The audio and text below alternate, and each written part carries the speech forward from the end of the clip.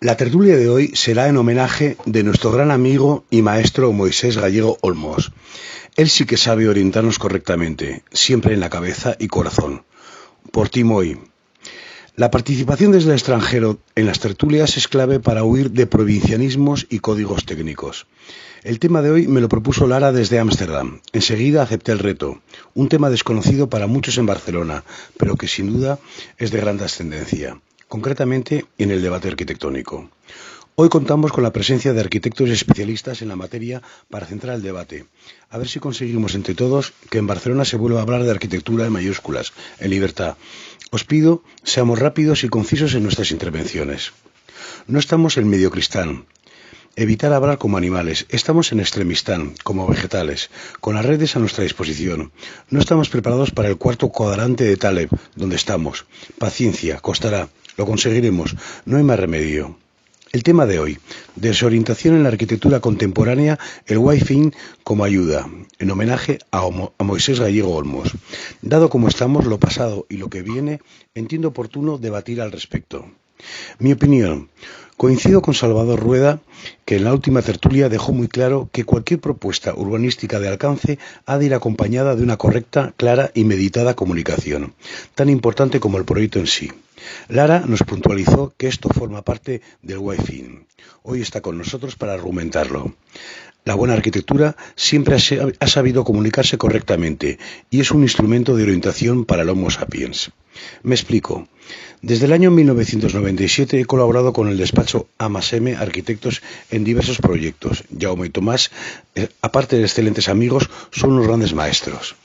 La modernización de estaciones antiguas y su correcta adaptación a las nuevas necesidades contemporáneas no son proyectos fáciles.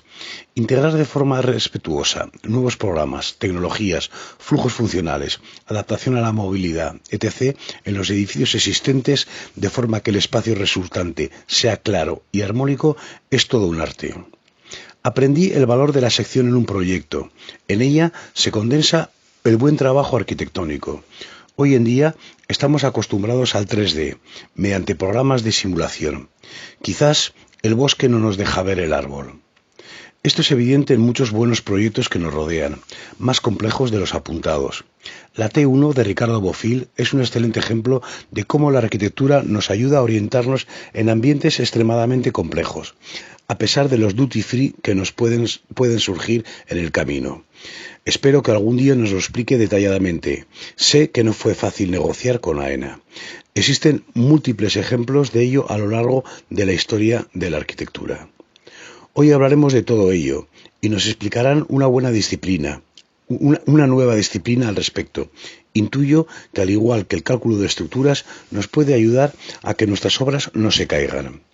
Os presento a los invitados de hoy, que saben bastante más de todo esto que yo y seguro nos pueden ilustrar mejor.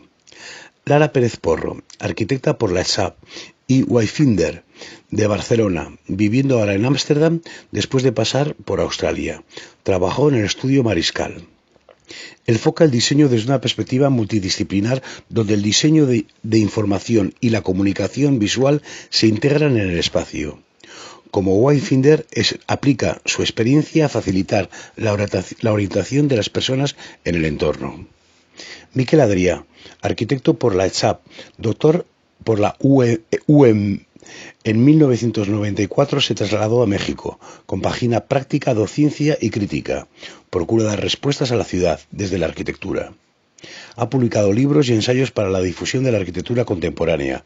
Fundador de Arquine, miembro del Sistema Nacional de Creadores del FONCA, curador de México en la 13ª Bienal de Arquitectura de Venecia y Hong Kong Shenzhen. Consejero de la Secretaría de Cultura de la Ciudad de México y director de maestrías de arquitectura del Centro. Posteriormente iniciarán el debate abierto Manel García, director general de la empresa Signes, expertos en Wi-Fi, implantación de identidad corporativa y señalización desde 1982, con oficinas en Madrid y Barcelona. Ana Monviedro, arquitecta especializada en neurociencia y percepción, trabajó en la Aalto University en Finlandia, Colgate University y Universidad de Duke en Estados Unidos. Investiga sobre los impactos neurológicos producidos por la percepción de espacios arquitectónicos. Alex Gallego, arquitecto por la CHAP, fundador de la empresa Gallego Arquitectos SL, diploma de estudios avanzados UPC y actualmente preparando tesis doctoral. Les paso la palabra. Resumiendo, es introducir el tema del wayfinding, es explicar lo que es, para qué sirve, en qué ámbitos se mueve. Y Ana, por ejemplo, aquí hay yo no soy experta en mecanismos mentales, digamos, ni en neurociencia, ni en interacción con el entorno. Ahí eres tú mucho más experta que yo, pero sí me parecía importante mencionar el tema. O sea que te pasaré, hay un punto en el que se menciona y hablo de, bueno, ya lo verás, interpretación más lineal o mapas cognitivos. Sabemos que hay mucha polémica en todo esto. Si crees que es incorrecto lo que digo, por favor corrige antes de... Pero bueno, también es bueno que haya este debate, aunque no vamos a entrar tan a detalle, pero bueno, sí que hay un punto en el que se toca. Lo hemos discutido a veces. Y es básicamente, toda la presentación es muy general. ¿Qué es el wayfinding? Y acabo en temas específicos de arquitectura. ¿Cómo la arquitectura contribuye al wayfinding? Estaba pensando si terminar con una parte más enfocada a ciudad y desviarlo hacia el tema de Barcelona, pero ahora que dices esto, creo que es mucho mejor dejarlo y surgirá solo. Y así además me sirve para cortar la presentación. Es muy, muy general, pero es, explicando lo que es y qué relación tiene con la arquitectura. Está bien ser general, Lara, pero también está bien que vayamos al grano. No, luego hay también, hay puntos, ya verás en la presentación. Vamos a intentar dar pistas reales y prácticas de lo que es el Wi-Fi, con independencia de que, por supuesto, hay que explicar qué es el Wi-Fi y hay que hacer una explicación genérica, pero intentemos, te pido, intentemos ser, dar... Es lo mismo que pasó con la del cambio climático, que hice la previa con los invitados y después de una hora hablando me dijeron, es que no hay solución. Yo, ¿cómo que no hay solución? No, bueno, no. tenéis vuestras páginas web colgadas de soluciones al cambio climático. Hostia, vamos a dar soluciones. De arquitectura soy mucho más específica y muestro imágenes, pero sí que es bueno saber, no voy a mostrar un proyecto en concreto, sino muchas imágenes sueltas. Perfecto, no, como tú lo estimes oportuno, Lara. Ya lo veréis. Yo luego, después de esta conversación, os mando el vídeo o el PDF y lo veis un poco. No está toda la presentación, todo lo que es texto o explicación por mi parte no está incluido, solo he incluido algunos titulares y las imágenes, porque ya sobre eso yo iré contando. Perfecto. Miquel. Yo enseñaré, bueno, primero empezaré diciendo que no tengo ni idea del tema y enseñaré como unas 20 imágenes de un caso histórico, que es el que ya os mencioné, en el que una ciudad como la Ciudad de México hizo una operación de gran envergadura, como casi de cambio de sexo, o sea, no eso tan superficial de las supermanzanas y 4 pintaditas, sino cirugía mayor. Y para poder contar a los ciudadanos ese cambio de sexo, cómo le apareció pito, tetas y todo eso, en realidad fue una manera de redibujar la ciudad a partir de un orden, unos colores. Un color quería decir para el norte, el otro quería decir para el sur, una señalética muy proto-wayfinding. Esto pasó del año 79 al 82, y cómo la ciudad se tenía que entender a partir de esa información gráfica que era muy clara. Era muy clara y con el tiempo se ha ido deteriorando y ahora nadie ni se acuerda qué querían decir esos colores y yo creo que ni lo siguen manteniendo bien. Pero era una manera de entender cómo una ciudad clásica de centro y periferia, radial, por tanto, pasa a ser una metrópolis ortogonal, organizada por una serie de ejes que articulan la ciudad. Entonces, los ciudadanos tenían que entender hacia dónde iban y cómo y cómo se leía la ciudad desde esa otra percepción.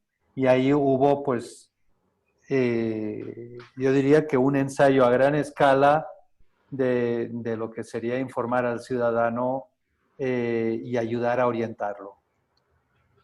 Servirá como eso, como un caso de estudio de la prehistoria del wine finding. Tengo ya muchas ganas de ver lo que cuentas. No, es básicamente eso, ¿eh? No, la verdad no puedas tener, no deberías tener muchas más expectativas. Básicamente es esto ilustrado con unas 20 imágenes de la época en el que se ve cómo cortan a lo bestia y cómo empieza a haber un esfuerzo para entender cómo se comparte esa información. Y un principio de orden en el que no puede ser demasiado conceptual. Aquí la cultura mexicana siempre está vinculada al uso de los colores, entonces pues si vas hacia donde sale el sol, pues va a ser amarillo, si vas hacia donde se pone va a ser negro. O sea, hay una relación casi intuitiva para compartir esa información, que creo que fue un buen esfuerzo. Después se leyó mal y se deterioró todavía más, pero creo que fue un esfuerzo interesante. Perfecto. Miquel, yo solo te iba a pedir un favor y me puedes decir que no. No tenemos a Ricardo Bofill entre nosotros, pero tenemos a dos arquitectos, que eres tú, y que, bueno, arquitectos ejercentes, y sobre todo a Alex Gallego, que es lo que yo quiero transmitirle a Alex. Para intentar, aparte de hablar de Wi-Fi, vamos a hablar de la comunicación y la orientación en la arquitectura. Yo no sé si con la experiencia que tú tienes como crítico y como persona interesada en la vanguardia arquitectónica actual, yo no sé si podías lanzar 4 líneas, a lo que quieras, sobre esto, sobre cómo desde la arquitectura, y más concretamente en la arquitectura contemporánea, la orientación, la comunicación es clave. Y un poco es lo que te invito a esto. No sé si podrías lanzar 4 líneas para que podamos provocar un poco el debate también directo, arquitectura, Wi-Fi, para que quede claro y marcado el tema. No sé qué te parece. Déjame pensar, la verdad es que no estoy ni convencido de que sea clave. No, perfecto. Creo que la arquitectura, sobre todo a unas escalas digamos, a unas escalas, iba a decir razonables, pero de las que históricamente estamos acostumbrados, en principio creo que no requiere mayor ayuda. La buena arquitectura sirve per se. Es cuando estamos ante escalas de mayor tamaño que requerimos ayuda. Es decir, el caso que Lara ha trabajado mucho, el tema de los aeropuertos o hasta los centros comerciales, puede ser ya necesario, pero para orientarme dentro de una iglesia no necesito más ayuda. Pues con que digas esto ya está. Va, pues sí. Con que digas esto, ya está. Ya tenemos el tema y el debate abierto. Cuenta con ello. Venga, perfecto. Miquel. Bueno, ahí a lo mejor yo introduzco un detalle, y es que yo no distingo entre comunicación y señalización. Entonces, una de las cosas que explico y que me parece lo más importante del wayfinding es que como arquitectos trabajamos comunicando desde la arquitectura. Y entonces no hace falta ninguna capa extra, sea señalización, sea gráfica. ¿Qué elementos tiene la arquitectura para comunicar? Sí, pero esto es un debate que, por ejemplo, he hablado con compañeros, hablando del Wi-Fi, y, por ejemplo, con Jaume Arderigo hace poco, y lo que sí que estaría bien, o para mí sería ya la hostia, es cómo el arquitecto ha olvidado la comunicación y la comunicación, pero no solamente con su público, sino también con su cliente. Y cómo el arquitecto, desde su estrellato, ha perdido, digamos, la visión real. La visión real de que estás tratando con Homo sapiens, estás trabajando con clientes, estás trabajando con usuarios y estamos obligados a comunicar. Y esto lo hemos perdido mucho los arquitectos. Y precisamente los buenos arquitectos, educando, comunicando, para que al final, pues los productos arquitectónicos, que son al final lo que nosotros dedicamos a hacer, pues realmente sean fáciles de usar, fáciles de comunicar y no tengan todas las problemáticas que tienen ahora, que os necesitamos, entiendo yo, a los Wi-Fi, pues para que nos acaben de ordenar el desastre que estamos acostumbrados a ejecutar. Sí, no, ese es un tema ya más extenso. Vale. De hecho, a raíz de esto, Manel, una de las cosas también que voy a puntualizar, y eso a lo mejor te toca a ti, es que wayfinding no es solo señalización. Exacto, y es algo que creo que es importante. Para nosotros que somos técnicos en wayfinding, casi todos los proyectos tenemos que arrancar explicando qué es wayfinding, ¿no? Entonces, en sí, claro, esto los anglosajones es fantástico porque le han recogido una palabra que parece increíble, que con el vocabulario que tiene el castellano no tengamos una palabra para definir esto, ¿no? En cambio, ellos lo han resumido y al final es la unión de diferentes disciplinas y soluciones que lo que hacen es ayudar a las personas a conectar y a moverse en el entorno, en un espacio, ¿no? Entonces, claro, nosotros nos enfrentamos y los equipos que tenemos en Signes, por ejemplo, son equipos diversos y son eclécticos y necesitamos arquitectos, necesitamos diseñadores gráficos, necesitamos diseñadores industriales, necesitamos personas con experiencia y esto seguro que Ana nos aportará sobre las capacidades cognitivas de entender el espacio. Y entonces, no es solo señalización, es entender cómo alguien que está interactuando en un espacio lo entiende y lo interpreta, ¿no? Y lo que decía Miquel es muy cierto. Hay muchos edificios que un edificio que está bien proyectado y bien analizado y donde se ha pensado en cómo los usuarios actúan y la tipología de usuarios que va a hacer uso de ese espacio actúa sobre él, porque también la tipología de usuarios es un factor muy importante en cómo se proyecta un proyecto de wayfinding. Hay edificios que no requieren señalización porque por sí solos se entienden, ¿no? Entonces, después hay otros, ¿no? Y de ahí, como comentábamos, aeropuertos o quizá centros comerciales cada vez menos, se proyectan más para que la gente transite y se pierda que más que para que se oriente, ¿no? Y así aprovechen para comprar. Pero hay espacios como hospitales, como centros comerciales, que hay unas tipologías de usuarios con ciertas necesidades, a veces en la urgencia, a veces son las limitaciones cognitivas de la gente mayor en un hospital, que necesitan una atención específica de cómo comunicarles, cómo encontrar sus destinos, ¿no? Al final se trata de llevar a una persona desde un punto A a un punto B y que lo puedas hacer fácilmente, ¿no? Y no solo es a través de señalización, a veces es a través de interpretación cromática, a veces a través de generar una codificación que se entienda de una manera pseudológica un espacio, a veces es una cuestión de arquitectura, de abrir un entorno para que entre más luz, se cree un espacio amable que haga que los flujos de transición o de circulación te muevas naturalmente a ese espacio, ¿no? O sea, hay diferentes actitudes y acciones que pueden ayudar a desarrollar un proyecto de wayfinding, ¿no? Y esto para mí es uno de los puntos más clave, es explicarle a la gente todo el ámbito que abarca. Y no solo lo que es, sino que va mucho más allá de lo que al principio se imagina la gente. Hombre, yo, Manel, no te voy a decir que lo hables en tu introducción, pero yo te lo voy a preguntar. Te voy a preguntar por la relación que tenéis, sobre todo con arquitectos, a la hora de plantear la aplicación del Wi-Fi en sus obras. Y que nos expliques un poco, pues, en rasgos, ¿qué características tienen peculiares los arquitectos a la hora de asumir o de integrar en sus proyectos vuestros consejos? Correcto. Bueno, la relación es continua. De hecho, trabajamos continuamente con equipos de arquitectura. Antes comentabas a Bofil. De hecho, tenemos una reunión la semana que viene con Ricardo de un proyecto enorme en Arabia Saudí que estamos haciendo para ellos, un proyecto de wayfinding. Y la relación, primero es que nosotros entendamos cuál es el proyecto de arquitectura y cuál es la filosofía del proyecto de arquitectura. porque después tenemos que buscar los puntos de conexión para que un proyecto de wayfinding es aquel en que el arquitecto se preocupa que haya una buena señalización, ¿no?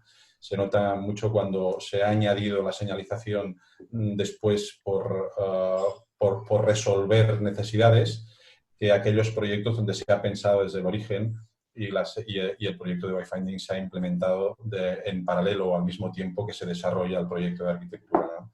Porque entonces es cuando hay un match, hay una integración y donde ya se ve que aquellos elementos que ayudan a orientar a las personas forman parte del proyecto de arquitectura, ¿no? Entonces, para nosotros... Lara. No, perdona, no, que esto es clave. No, yo lo comento porque he podido hablar con gente que trabaja en el despacho de Bofil y gente que ha trabajado en la T1. Pasa que al final están muy liados y no va a presentar. Y una cosa que me comentaban fue todo el tema del debate, o bueno, el megatrabajo que tuvieron de defensa del proyecto frente a AENA principalmente, que insistía en todo el tema de la señalítica, todo el tema de los carteles y la negación en banda de Ricardo Bofil a hablar con nadie. O sea, no cogía el aparato, el teléfono, y transcribía instrucciones claras a sus colaboradores de cómo llevar la negociación de la señalítica y la comunicación en su edificio. Y debió ser brutal, y la tensión que se tuvo que crear entre arquitecto y cliente para que al final entendieran que mediante la buena arquitectura, mediante la buena resolución del espacio, pues también se resolvía la comunicación y también se resolvía la publicidad que podían tener los diferentes, no solamente duty free, sino también todos los departamentos que engloban en un aeropuerto de la envergadura que una T1.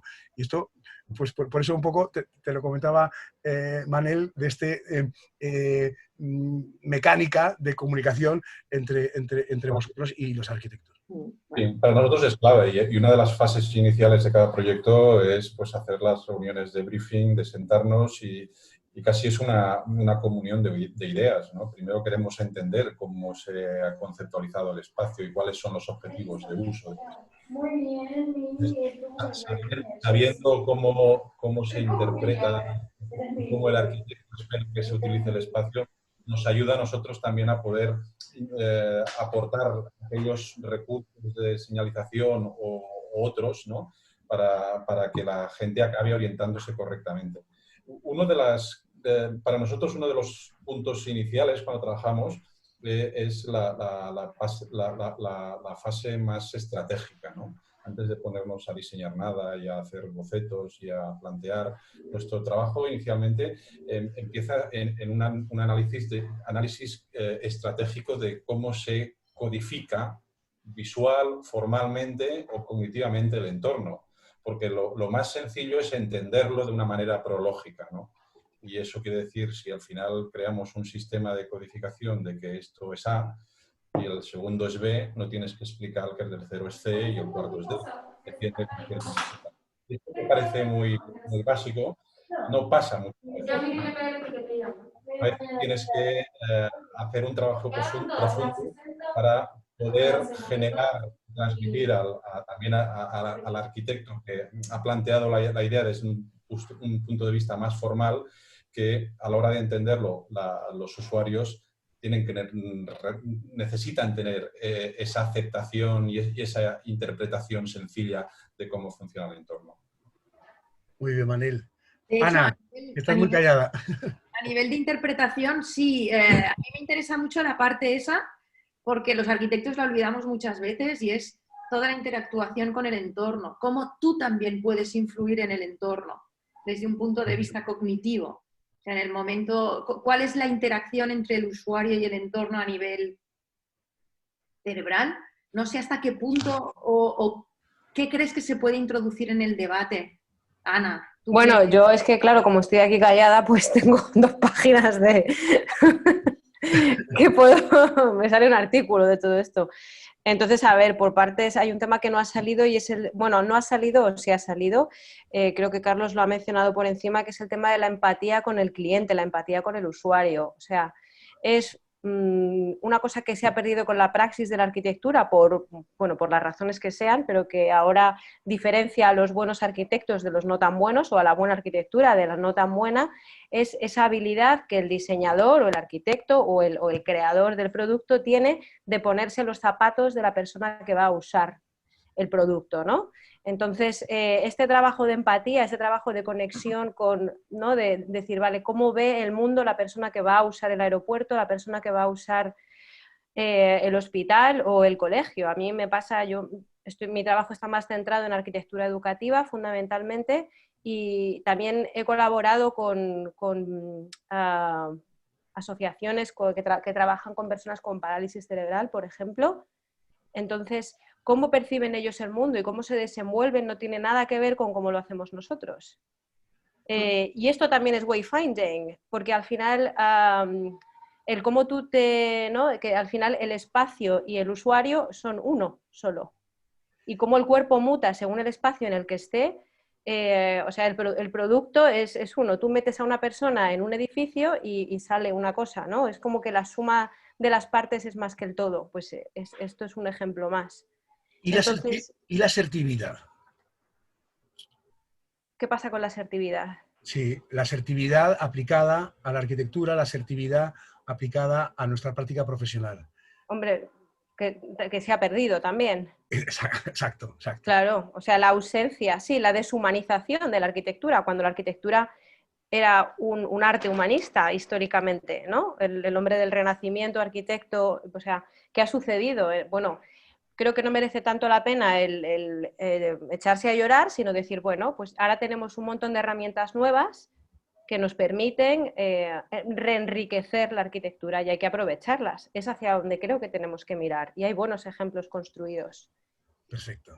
Y ahora, mi tema de debate, claro, por ejemplo, hay una tipología de edificios que se llaman BALA, B-A-L-A, que quiere decir Building as Learning Aid, o sea, el edificio como ayuda al aprendizaje. Y un ejemplo es la biblioteca de la Escuela Politécnica de Praga, no sé si la conocéis, pero está toda llena de datos por fuera. Es un edificio circular, entonces tiene el perímetro, ¿no? Dibujado con una línea amarilla y unos números y con el símbolo, ¿no? de tal, tiene la altura, los escalones, pone las calorías que has quemado cuando vas subiendo, entonces sin que tú sepas nada te está dando información el edificio. O sea, los edificios los entornos construidos pueden darnos ayuda, ¿no? Pueden apoyar al conocimiento. No sé si esto es una disciplina aparte, ¿no? No sé si mi cuestión es el wayfinding una disciplina separada de la arquitectura o está dentro de la arquitectura? Pero yo ¿por qué tengo esta duda? Yo tengo esta duda porque yo me he formado como arquitecta, he hecho varias especializaciones en especialidades en neurociencia, en cognición, en percepción, en todo esto. Y a mí lo que me gustaría realmente, porque no creo que tenga sentido, desde mi punto de vista, que los arquitectos nos formemos en neurociencias, porque es que yo me paso la vida estudiando. A mí lo que me gustaría es trabajar con alguien formado en neurociencias.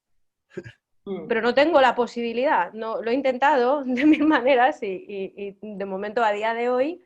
Entonces hay instituciones, en San Diego hay una, que fui y la visité y me planté allí y no me sirvió de mucho, la verdad, pero bueno, la ANFA, y ahora en Valencia han abierto un laboratorio que lleva unos años y parece que va a algún sitio. Entonces, tenemos la respuesta en la sinergia, quizá, en trabajar sinergiados. Bueno, al final es un mix de conocimiento que va de un lado a otro y creo que es bueno que el arquitecto aproveche los conocimientos de tanto wayfinding, orientación como neurociencia, está todo relacionado, como que aporte. En mi caso, yo no trabajo en arquitectura y no trabajo con arquitectos, yo trabajo al otro lado, trabajo con wayfinders. Y lo que hacemos o lo que hago yo es aportar desde la arquitectura hacia el wayfinding.